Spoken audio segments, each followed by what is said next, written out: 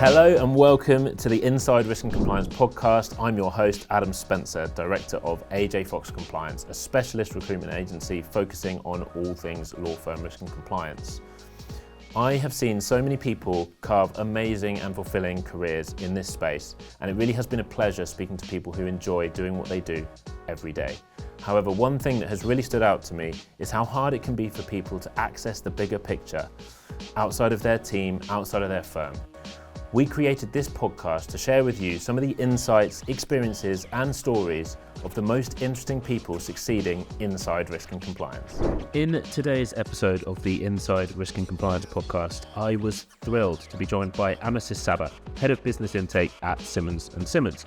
Amasis has had an incredible career at top international law firms and has held fascinating positions outside of his role, including Chair of the Law Society's Money Laundering Task Force, being a member of the government's AML Effectiveness Group and SARS Guidance Working Group, as well as a former chair of the Institute of Money Laundering Prevention Officers. We covered some fantastic topics in today's episode, including dealing with fee earners as your customers, progressing to head of level without being a qualified solicitor, in which we discussed the importance of deeply understanding the law to build influence and expertise, as well as talking about the Money Laundering Task Force, what it does and how it shapes the AML landscape in legal practice. Amasis also shared insights on how to get involved, learn and upskill yourself in this space, making this an invaluable listen for anyone working in risk and compliance. I'm so excited for you to hear this one. There's so much to take away from our conversation. Enjoy. Amasis, welcome to the podcast. How are you doing? I'm delighted to be here. Thanks ever so much for having me. It's great to have you on board.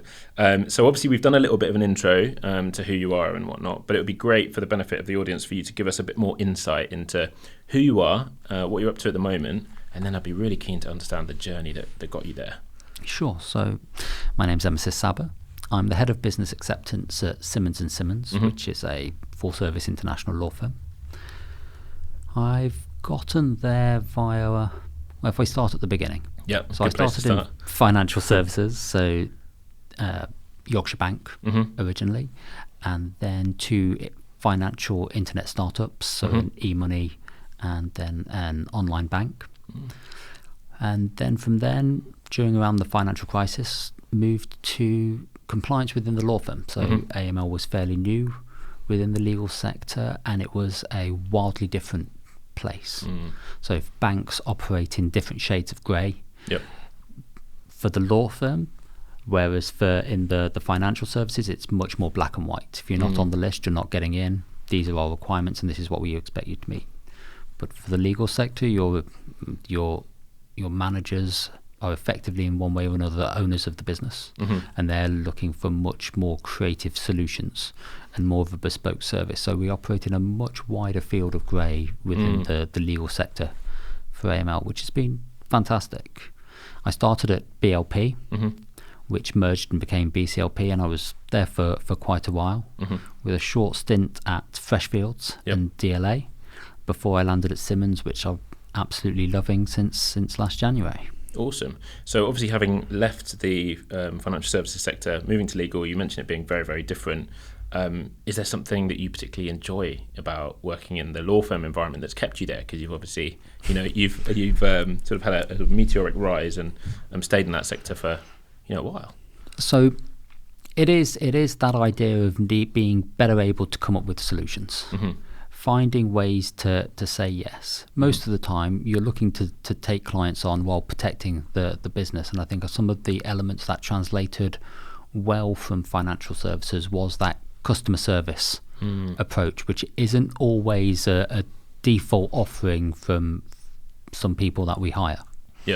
So I think that's been something that's really been interesting. That and the fact that the evolution of the legal sector's approach to compliance from very early days of almost tick box like approach to being much more risk based, much more considered in terms of the concerns that we're looking to address. I've been involved in a number of committees as part of that, has helped address some of the evolution of the regulatory approach as well. Which started from a much more basic position and is now become just ever increasingly more aggressive, and being able to address some of those challenges and help the regulator understand how we see some of those risks and some of the mismatch and misalignment in terms of their concerns versus ours, and ensuring that we're not just approaching risk mitigation as here's a pile of documents, but rather really understanding the actual worries involved. Okay, fantastic. And you mentioned customer service, and I think that's a really important point. And I guess your customers, right, are the fee earner population. So what do you think makes good customer service in the law firm environment? How should we be looking after our fee earners, keeping them happy, getting that NPS score at 10 out of 10? So for me, it's probably a combination of key three factors. It's the responsiveness, it's the communication, and it's the empathy. They want to know that something's being dealt with. Yep. If they're submitting a new request for business or a conflict search, they may know that it's in a queue waiting to be picked up, but they want to know that their thing is being looked at, is being dealt with. So that piece of even just, we've got it and we'll get back to you, is just buys you so much time and prevents so many chasers, in my world especially. And I think there's that level of communication when you're looking to work with them, to go back to them with an issue or clarification.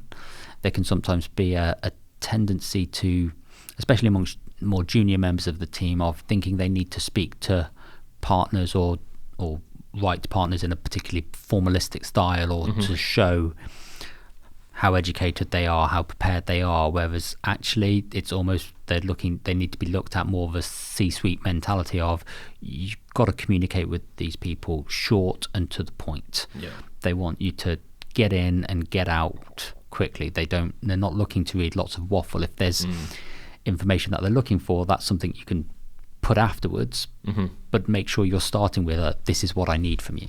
Yeah. And we've at Simmons and other places I've been, we've made sure that we deliver training to the team almost on how to write effectively to partners, and we've used the like of Emphasis and Kathy Wilcox to help support some of that training for people whose last bit of writing experience may well have been sort of long essays at university, and that's absolutely not what I'm looking to replicate in our communication to partners. Yeah. And the other piece there is the empathy bit.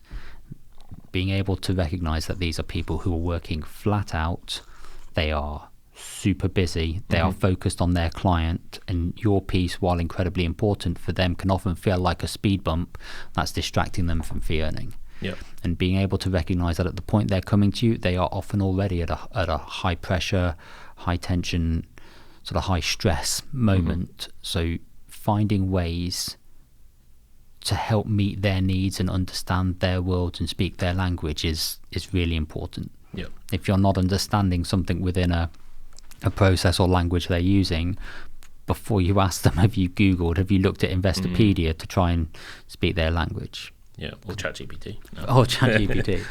They're often experts in their area, whereas with broader compliance teams that are serving the whole function, they need to be jack of all trades across the entire suite of services being offered by the firm, and that's a challenge, and partners don't always appreciate that piece. Yeah. And going back to the communication point, I would imagine, the large bulk of that communication is reactive, right? In the sense that an issue's come up and now we're communicating with the fee earner population. Do you get much of a chance? Is there a really good opportunity to have more proactive communication where we're managing, impacting, educating their expectations before the issues arise in the first place? I think there absolutely is for nearly everybody, or there certainly can be. If you've got the capacity within your function to do it, I would strongly recommend it. It's certainly something we've seen make huge inroads. It's much harder for people to be grumpy with people they've had a chance to sit down and meet, and who have shown willingness to learn their area. So at Simmons, we're very active in making those outreach to partner groups on, let me show you how we can make your life easier. And a big part of it is selling that outreach in some ways. So these are your areas of responsibility. Let me show you what we've put in place to help you comply with your obligations. And being clear what's an us problem and what's a you problem, and how we're going to help you achieve that. And sometimes one of the successes that large firms especially have had is almost divorcing the fee earners from the risk and compliance processes. Yeah. The challenge there is that's not aligned with the regulatory expectation, which is those fee earners absolutely need to understand their clients, the ownership and control structure, and the risk profile of them. So they really expect fee earners to have that handle, and if you've done a really good job of divorcing them, they can absolutely feel like, well, that's a risk and compliance problem, that's not a me problem. Yeah. So I think helping sit down and walk them through, how can we help you be clear on what's a piece that you need to own, you need to understand, and you need to control. Yeah. And helping them see, when we do training on risk issues such as source of wealth and source of funds, generic training and generic warning emails land pretty poorly, as you'd expect. But if you sit down with real estate and talk them through the factors that impact them, which are very different from the facts that impact the funds team or the structured finance team, those are bits that I think really help them feel like, okay, this is worth listening to, you're talking to me rather than everybody else. Yeah. And so I guess this is probably more relevant to people who are newer to the sector, but maybe imagine if I'm a partner, how would you sell the risk and compliance function to me? Why should I be actually, excited that we've got a really great risk and compliance team compared to maybe the firm I was at before as a partner? So my role is to make your life easier. So we are a business services function. I'm here to make this as smooth as possible. At the same time, your risk of getting it wrong now with a regulator who is hungry and happy to fine at the drop of a hat, I've not budgeted for those fines. It's one of the big pieces that we remind them. This is on you. The other part is that it's here designed to support and protect you. And that can feel like a bit of a motherhood and apple pie type message, but there is a real piece of, when the regulator comes in, they're not going to look to speak to my team. My team are going to be able to show them the process, which they're going to love. They're going to want to speak to you, the fee earners, to see, we understand the process, how does that live in practice? And if it's not living in practice, that's almost worse than having no process at all, because then they really do feel like you've got a process that isn't being followed. It's next to worthless.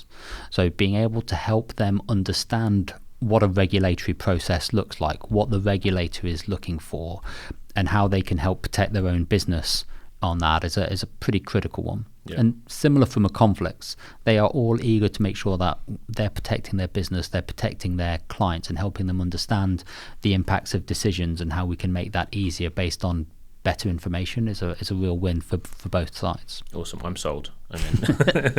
Brilliant. Well, another reason I was really excited to have you on the podcast is that you are somebody who has sort of reached the highest heights in risk and compliance in big law, and you've done that without qualifying as a solicitor along route. And it's something we often talk to clients about and individuals who are trying to progress their career paths. And there's going to be a lot of people out there who are not qualified, not looking to qualify, who may be concerned or worried that that's going to be a barrier for them in their careers. What's your experience been? And I'd be super interested if you've got any tips for people as well who are trying to, move up the chain and get around those sorts of issues that non-lawyers sometimes face in this space. I think it's been interesting. So my education was law and international politics, and to be honest, by the end I much more enjoyed the international politics than the law side. Yeah. I think the number of firms for whom you must be a lawyer, especially at more senior levels within this space especially, is falling, which is great to see. I think we're increasingly seeing risk and compliance professionals who are risk and compliance professionals. Yeah. It was often, at least 10 years ago, possibly even 5 years ago, it's where you went when you wanted a bit of a career break, or you thought it would be an easier time, or some of the MLROs who were on retirement paths. That's just not a thing anymore, realistically, for those firms who are operating in a sophisticated manner. Personally, I've definitely lost out on roles where they were pretty rigid on, we want the senior echelons to be qualified lawyers. Some have been open once they've spoken and had conversations. For some of those firms, it's shown to me, and this isn't the case of being bitter, it's more, it shows that they possibly don't get it. Yeah. And it shows that they possibly don't understand the skill set that's being offered more broadly by those who've actually lived and breathed this world for a long time. Yeah. That's something that I've really liked. I think in terms of tips and tricks, you've got to still understand the law. So I think for some places, it's at a junior level, it's much more easy to say, I understand the policy. Yep. The firm policy is X. But you've really got to, if you're going to progress, be able to translate that to the legislation says this, or FATF says this, and being able to be almost a bit of a real AML anorak on some of this sort of stuff, being able to really understand the rules, some of which are incredibly complex, being able to understand the guidance and how it applies, and being able to understand all of it, not just the high level pieces, I think is that part that can really help show that you get this, because it's only by being able to really understand those bits that you can come up with the solutions that sometimes exist in that grey area between what the law says, what the guidance says, and what the policy position is. And you can't really flex that without knowing what the underlying law is. And for those that really want to progress, recognising that the UK is just one variation of that. And a historic position often used to be, especially for those firms based in the city, that we'd apply the UK standard everywhere. Yep. And increasingly that doesn't work as neatly. It's no longer often the highest standard in some jurisdictions, with a number having really odd nuances that have to be factored in to a global program, especially, and being able to show that, for me, is often way more important to whether or not you're qualified. I just wanted to take a moment out to thank our amazing sponsor, the International Compliance Association. The ICA are the leading professional body for the global regulatory and financial crime community, offering professional qualifications, world-class events and training. Go check them out online, and if any of the certificates or courses take your fancy, then you can get 10% discount using our code AJFOX10 at checkout. And where, for you personally, on your journey, where has that learning come from? Has that been self-driven, independently taught learning where you've just realised I need to understand this in order to do my job properly? It hasn't been, fed to you, I guess.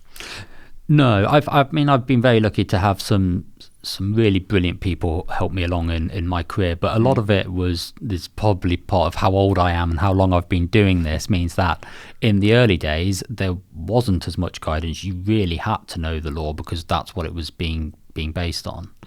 I've really enjoyed, as part of that, getting out there and wanting to be part of the groups that are setting the agenda in this area.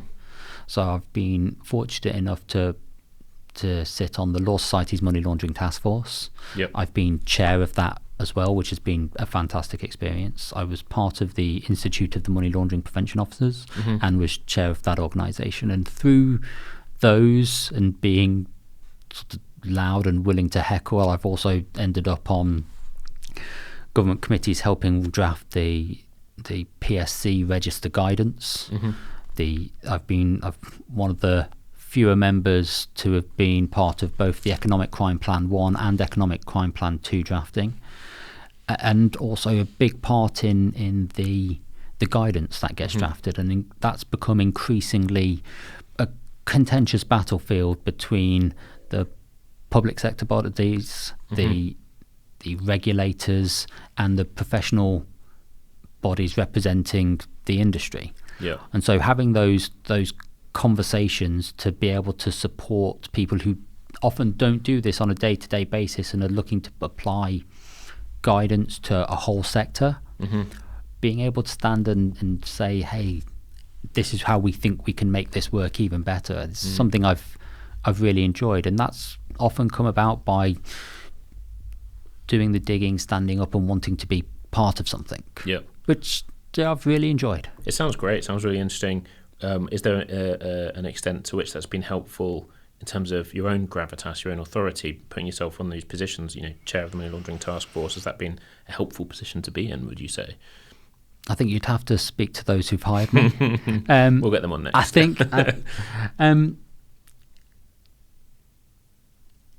it's not sort of raison d'etre to doing it. And I definitely say that we do see people who want to be on these committees, and it feels quite clear that they want to be on these committees for for personal CV purposes, like a tick box exercise. that's not gonna cut it. And the people who are on these groups are so dedicated to it. They are all there to make a difference. And we've had regulators or regulators of regulators assume that people are on these committees just for self-interest, and like, we don't get anything from this. Like, if it's been a case of sort of trying to steer regulators for our own self-interest, you can see that that's failed dismally. Like, that's not what this is about. This is really, the people who are on here are absolute anoraks in this stuff and want to make this better. This isn't about reducing the amount of effort that law firms have to go through. This is about how can we better protect the world from an AML perspective, but do so in a way that is really proportionate without just destroying business. Like, the most compliant law firm is one with no clients. That's really easy. So that's not what this is about. And those committees aren't about those. They put a lot of work and effort in trying to help the sector and the industry and UK PLC as a whole be hardened against money laundering, but in a manner that doesn't stop all business. And there's a real tension between perception. Sometimes we're seeing policy and legislation driven by headlines, which is really challenging, rather than being driven by good law and evidence. And that's a part that those committees, the task force especially, have had a huge role in helping prevent poor decisions and helping guide better ones. It's a great name, by the way, Task Force, obviously being rebranded recently, but what could you sort of describe exactly what does I haven't got the new name, but what did the Money Laundering Task Force actually do, and what would your involvement actually have been for someone looking at it thinking, what is this all about? What would I actually been doing if I got involved in that? Sure. Well, that's a good question. So funnily enough, the task force name came about, and the reason it's not a committee like all the rest of the Law Society committees is because it was only going to last a couple of years. It was originally, way back when, set up for the purposes of being able to write the guidance, draft it, get everything ready following the 2007 regs, and then there wouldn't probably be a need for it. That's why it wasn't a full committee. That did not work out as planned, as the AML element of the legal sector just took off, and the responsibilities for it. What does the task force do? We've been involved in every major piece of legislation. The world has shifted from when we first started. So we used to have a much stronger hand in helping government understand the impact of legislation that involved the AML sphere. So walking through practical implications of what one line in legislation can be wildly differently interpreted. And the AML legislation applies to such disparate and varied sectors. We've been involved in drafting guidance, helping steer. Well, originally we held the pen on much of it. Now we are in a much more consultative role as part of the Legal Sector Affinity Group, which is a collection of all of the legal sector regulators and professional bodies. We deliver a lot of learning. So you'll know Amy Bell. So she's the former chair, then it was me, and she's chair again now. And we do a lot in terms of outreach to the National Crime Agency in terms of training. I sit on the National Economic Crime Centre's Public-Private Operational Board, so helping input into the direction and consideration that needs to be taken with how resources are dedicated to this fight. We've been involved in the economic crime plan. So that's how does the UK as a whole seek to tackle AML, because this isn't a sector by sector approach. It has to be a whole system approach, and part of our role is it feels occasionally like it's just, hey, reminding government we're not a bank, and these rules need to apply to everybody and need to be fit for purpose for everybody. And that's been a really fantastic part of that, and that's been something I've enjoyed doing, the guidance piece. And we sit so the Law Society does an AML conference, which for us is next week, and that's that's a piece that I think is one of the biggest conferences for the legal sector, focused just on AML. Yep. And that's how we try to make sure that we're educating and making sure everybody is aware of their responsibilities, because it applies to everybody. And there's a real challenge in perception and cultural difficulties to overcome from some firms for whom just don't have the capacity to be having dedicated people and dedicated teams to this, but are under just as much focus from the regulator as those who have big firms with different risk profile as a result, but have much more sophisticated systems to support and police it. I was going to ask about that, because so presumably from what you're saying, part of it is educating the government around how the legal sector can help with preventing money laundering and other financial crimes, right? And is there an element of avoiding scenarios where they put obligations on firms that are unrealistic, maybe too onerous? And if that's the case, have you got an opinion on it with the smaller firms? Because we do see this. We see a lot of smaller firms really, I guess, quite concerned. There is a real tension. There is a perception battle as well. So we're an easy sector to kick. Like no politician ever really lost votes from kicking the legal sector. Part of it is often there is a gap between what the law says and what perception might be seen as acceptable, ethical considerations as well. And these are often blurred into one as to who you should and shouldn't act for. And because that can often change wildly over time, that's a bit of a challenge. And we often look, what does the law say? And misunderstanding that the rule of law is about being able to apply the rule equally and fairly to everybody. So if there are people that you don't want us to act for, the law needs to say that. And there's a reason that's incredibly difficult to articulate, because you can't just tar huge groups. And that's why a really nuanced and risk-based approach is important. The challenge there is, if you're a smaller firm, often the cry from them we hear is, or we just want to be told what to do. And the problem there is creating a set of rules that fits every firm. That just doesn't work. And what we sometimes see is regulators who will look to say, okay, this is what we think should happen. But unless it really provides enough nuance and flexibility, then you end up sort of handcuffing bigger firms to controls which don't factor in the huge effort and expense they've gone to develop systems and procedures to meet their needs and their risk. Or you end up with incredibly onerous and expensive expectations on smaller firms which don't reflect the different risks that they're facing. So a bit of a grey area is almost a necessary evil, really. It is. But that also makes it hard for regulators. So I have an element of sympathy, but it's a really tricky one. And there are opportunities. Like, there's no reason that the guidance can't better reflect, this is our recommendation for smaller firms or firms without sophisticated systems, and this is our recommendation for firms with more sophisticated systems. A one-size-fits-all does not work for a sector of 7,000 firm, of which, 7 to 10,000 firms, of which the vast majority, like 90% of those firms, are 4 partners or fewer. And that's huge if you've got to take into account that the controls and regulations that need to, the regulations and approach that need to govern all are the same. The expectations on how they meet them is very different, and rightly so. And if there's people out there listening and they think this sounds so super fascinating, they are the anoraks. Maybe they're currently at a junior level in their career. Maybe they're an analyst or an officer. Maybe they're in a broad role, but they're doing some, elements of AML, but not running a team. How might they get their teeth into this side of things and actually get involved in this space? So there's a buffet of options I can probably present. One would be you try to get involved.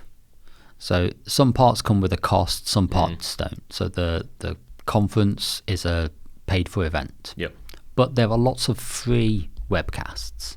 There are lots of free podcasts, both from the Law Society, the National Crime Agency, and a number of organisations do free podcasts on this area. You need to show your management, hey, this is what I went to, this is what I listened to, this is what I found out. Being able to present that puts you in a good place to being able to make the case to go to, hey, now I think I should go to a paid for one as well. Yeah.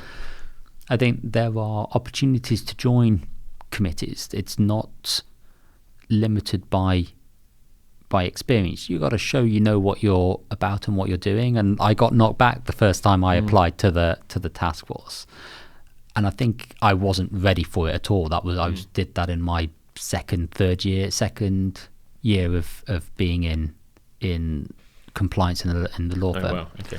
And it was absolutely and I was absolutely right to get knocked back. That was probably one of the best calls for me. But we don't judge based on just how long you've been somewhere. So make your case, get known, go to those conferences and say hi to people. Make sure you're joining the relevant groups in LinkedIn. Don't just post on LinkedIn for the purposes of showing that you've posted on LinkedIn. That's often counterproductive. But show that you've done the reading and get involved in stuff. Do the extra reading. And this comes with a level of effort. There's a lot of pieces of information and education out there. So the UK FIU, the Financial Intelligence Unit, does a SAR podcast and a SAR briefing in magazine. So those are the sorts of things you want to sign up to. If my suggestion is sign up to all of them and then work through which ones you think are actually giving you something useful. And share that information. Show that you've taken it on board and distill it. Provide it to more senior people within the group to say, hey, it might be worth letting the real estate team know about this issue that's come out. Are you sharing the information on fines with a broader group, a smaller group? So those are bits where I think there's real opportunities for people to expand and suck in the huge web of information that's out there and distill it. But that does take time and effort, but it's the sort of piece that you can then show to either current or prospective employers, this is what I've done, this is what I've learned, this is what I'm trying to do. That sounds great. I mean, it sounds like there's an absolutely huge amount of stuff out there for people to get stuck into. I mean, maybe you and I should have a chat after this podcast and we can get some of the links and put them in the notes of the podcast as well.